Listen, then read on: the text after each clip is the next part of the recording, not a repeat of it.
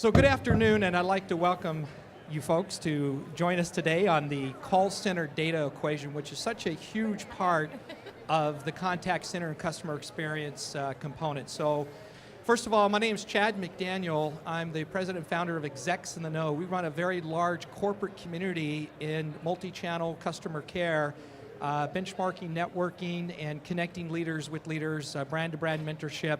And we're over at booth 229 if you want to stop by and pick up some information on us. But enough of that. We have a great panel assembled today, some of the brightest minds, as you're going to see. Very fortunate to have this esteemed panel today. And what we're going to do is we're going to start off, ladies first, with introductions, and let's tell us a little bit about ourselves. Hi everybody, my name is Denise Connors. I work at True Canyon. It's medical insurance for pets, and I manage the contact center.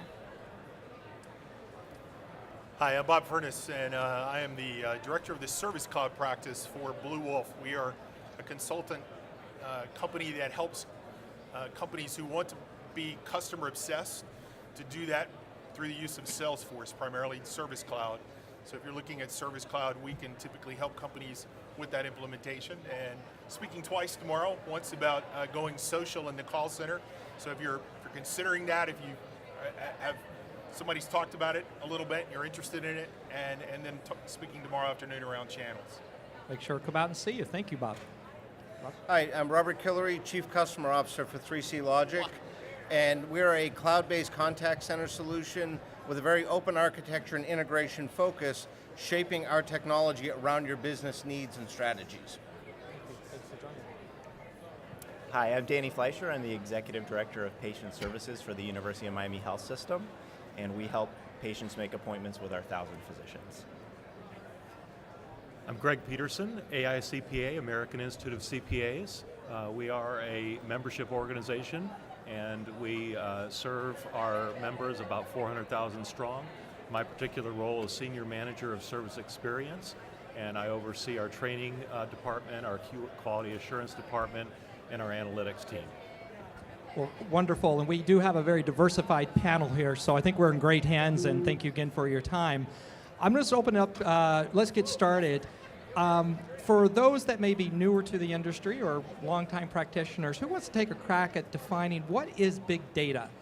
In the most simplest terms, if we could sort of describe, in your perspective, big data from a definition standpoint. Sure. Jump in. Yeah. Big data, I think, in the contact center has two very key focuses for it. One is your inventory management, your leads or contacts in the system, and being able to keep a long historical window on them so you can do trend analysis. The other key part is the transactional data that grows from that when you have the communications with these consumers or business contacts. And I think that being able to not only store and manage very large amounts of that data is critical, but the ability to get the responsiveness for real-time analytics on it makes it so that it is not only usable in the long term, but in a real-time environment. Thank you, Rob, for that definition. You want to add anything to that definition? I think the contact center is such a great place to talk about data. We have data for years. We've had more data than most people because we track everything. But what's interesting about what's changed, at least in my opinion, in the last 5 years is that CRM systems are beginning to be able to take that information from the workforce management system, from different parts of the organization, from operations, and be able to bring it together in a way that allows us to make changes in our contact center, but more importantly, to change what happens in the organization. So it's not about metrics. When we talk about call center data, our brain thinks call center metrics, call center data. What we're really talking about is, how do I understand the customer and the journey that they're on, and what channels did they come in, and which ones were positive from a sales perspective?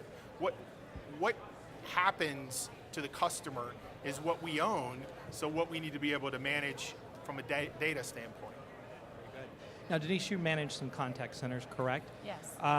Do you think the call center is already kind of collecting big data? Maybe we recognize that, or don't recognize, but what would be your response to that?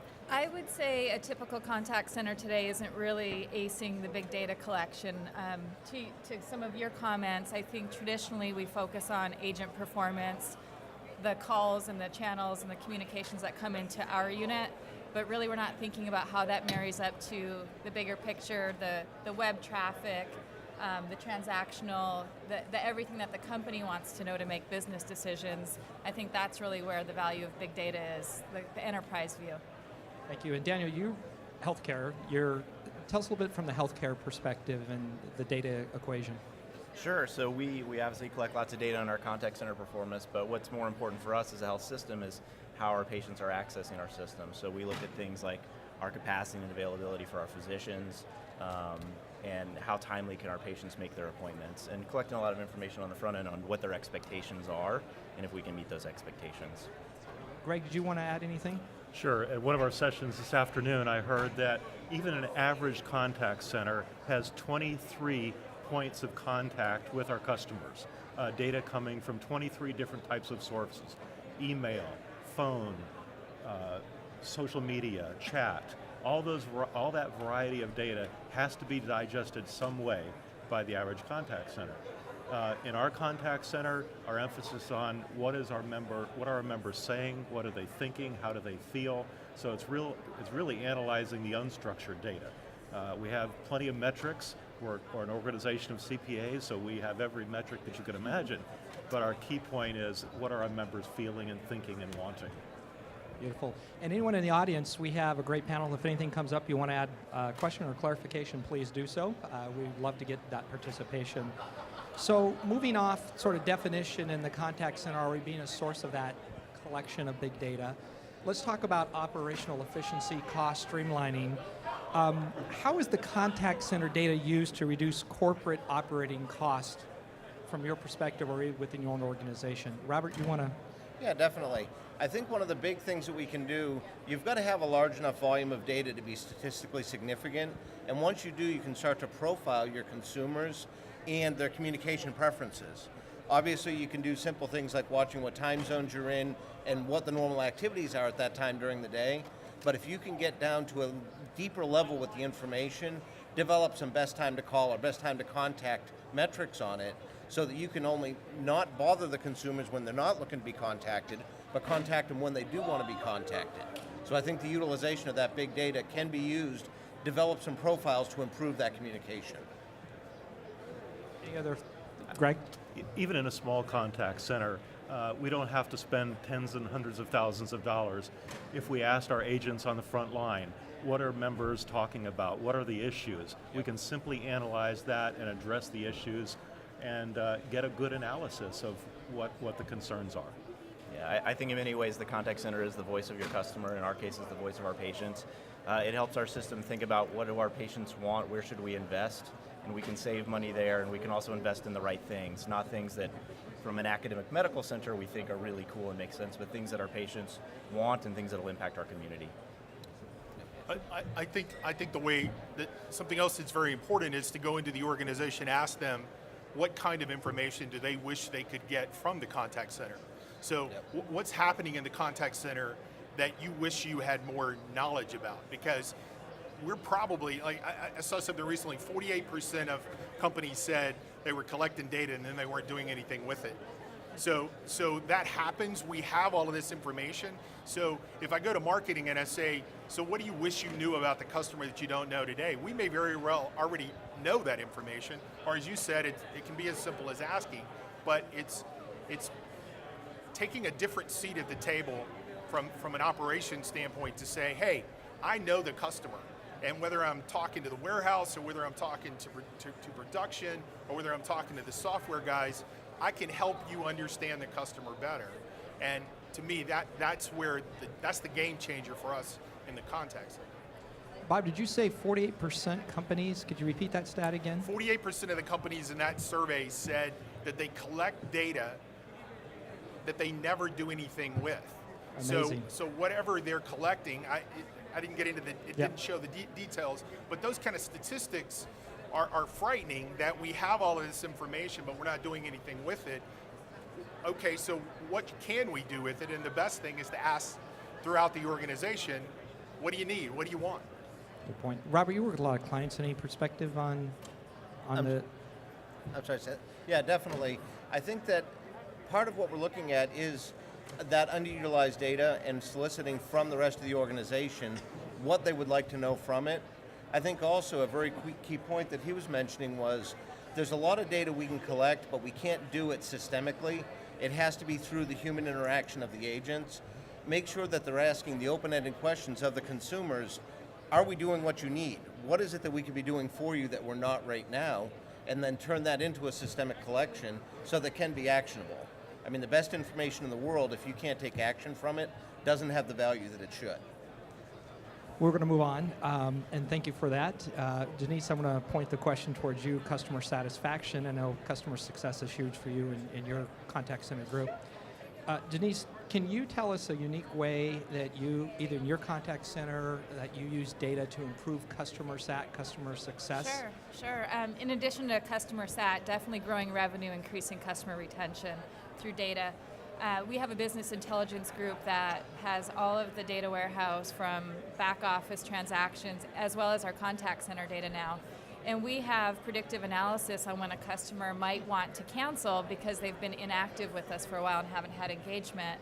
And we've used our outbound dialer to get ahead of that and drive outbound calls to try to keep positive engagement so that customers stay on board with us. And that's just an early thing that we've started, and we want to do a lot more of that using profiling of customer life cycle and when do we think a customer might attrit off and what can we do to be proactive about keeping them. Congratulations on that. Now this predictive analysis, is this a tool you're using or homegrown application? It's a tool with a partner as well as a really smart business intelligence team. One of the things that I think is beneficial to our organization is that our business intelligence group is an enterprise support group. It's not part of the contact center. And so we're not sort of limiting how we're looking at our data from a contact center point of view because we're so in the trenches looking at the same things every day. We've got a team that finds ahas. They're curious about the data and they know the web data so well, and now they're looking at the phone data and they're actually disproving some of the thoughts we've had for a long time. Because they didn't come in with any preconceived notions, which is really cool to have a kind of centralized group looking at the data versus the contact center team. Customers, we tell our team, customer service is really, really hard, and it's also really easy. It's really hard because every customer has a different expectation. It's really easy because if you listen to them and you ask them what their expectations are, they'll usually tell you. So when our center, very traditional healthcare model is the physician can see you in 3 weeks, Thursday at 4 p.m. I'll book that for you. We put that on its head and we ask every patient, when would you like to be seen? And some say as soon as possible, some say Thursday before 8:30, and they tell us what they want. And then we started collecting that information, and we got expectations for patients around if they have specific times they want to be seen, will they see different providers? Does it differ by specialty? Does it differ by acuity? So we started collecting this information, and it was a great source of information for our health system to think about, how do we provide what our patients want, not simply give them what we have. Greg, Robert, or Bob, do you have a perspective on customer sat and data and driving that sort of success equation from the clients you work with, or any unique concepts or ideas you've seen in some of the work you've been doing? Sure. My experience is when we started analyzing our survey responses from our members and customers, we started analyzing what their issues were, what the cumbersome processes they were going through, and we had to take a look at our own contact center and say what processes are really kind of kludgy and crazy that we're asking our members to step through.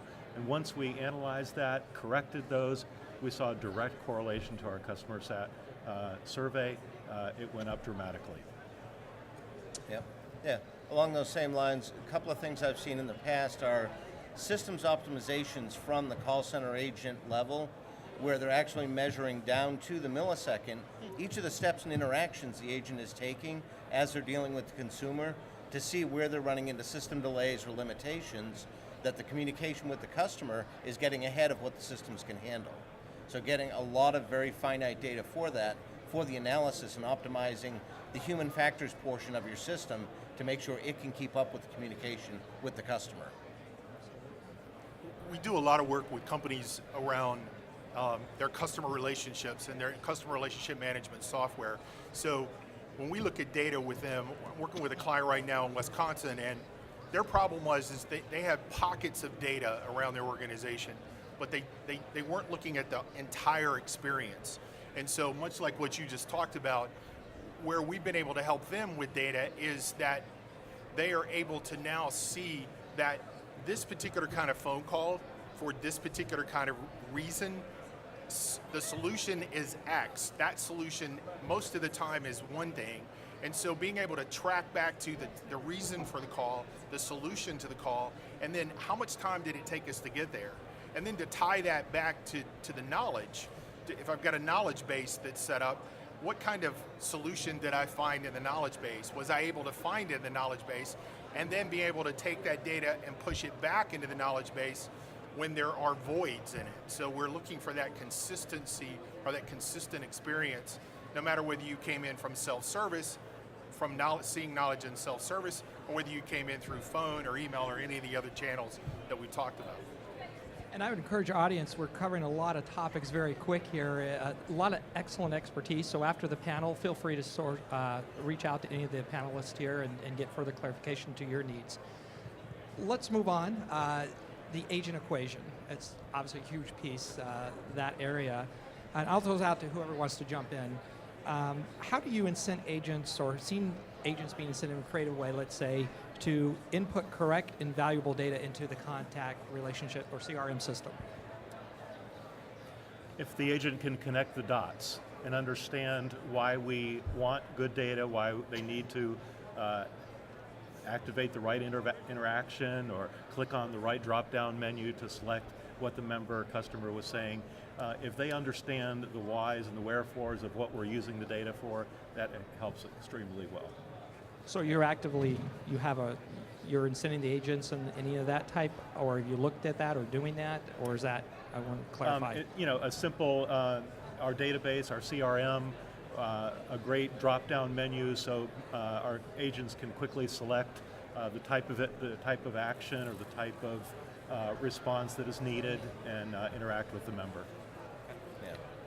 We've got it as a bonus qualifier, so if you're not capturing your leads in CRM, it's not going to count towards your production. So that's helped, but really I feel like our responsibility as leaders is to get that to be integrated and systematic and get people away from clicking buttons. So we're leveraging what toll-free number the customer called on, or when we do a phone number match, are they a customer, are they a lead, and we're trying to have the systems talk to each other and do as much of that automatically as possible so that they aren't having to code in data. So I think that's really the end game, is have the agent do their art, which is helping a customer, not doing the data entry part. But it is a bonus qualifier, and that has helped. Another key one that we've done is exception-based reporting, taking the business rules and the business profiles of what a communication looks like, building that into reporting in the system, and then get the exceptions for it. Some obvious ones are somebody's on the phone for 30 minutes and marks it as a no answer as the communication. Or they mark something as sold, but there's no financial transactions to go with that communication. So codifying the business rules and then use exception-based reporting to find the communications that are apparently wrong so that you can go in and review them and then work with those agents to correct either their misconception, carelessness, or whatever the root cause was. And the question was, again, for the audience here, was, how do you incent agents or to input correct and valuable data into the CRM? If there's any other examples, you've seen Bob or whatever, but I want to take the opposite of that too. What are the inherited risks in doing that? And I guess anything else to define process and strategy. But how long ago, Denise, did you implement that bonus qualifier in your organization? A few quarters ago, and I would say the risk is we do have some kludgy parts of our CRM, and so when I make them do it and it slows them up, I don't feel good about that. So that's the risk, that I'm not creating the best experience by requiring them to complete that data. But then again, that's why we're working on a new version of it to make it a little more simple and more automated. So we've always been the new word of gamification. The call center, I've been doing this for a long time, and we gamify a lot that happens in the call center. You just talked about that, whether it's a system that manages it or whether we do it. I mean, we'll roll out pizza for a good day and we'll roll out pizza for a bad day. So gamification just happens automatically in the contact center. The cool thing about the technology that's come along is that when you specifically talk about these 5 fields that I want to always capture, or these 3 fields, or this combination of fields, is that now the technology has allowed for some of that to be automated, and for some of that to happen automatically through that gamification software, which in turn allows you to not have to manage it as closely as you do when you don't have that capability. So we're working with a company now in their sales that's going to move eventually into their call center, and they're gamifying their sales teams to say, these are the kinds of things that we know that if you collect this information, we'll see a higher sales results. And so they're starting it in the sales environment and then going to push it into the call center as a support function to follow up and make sure it happens.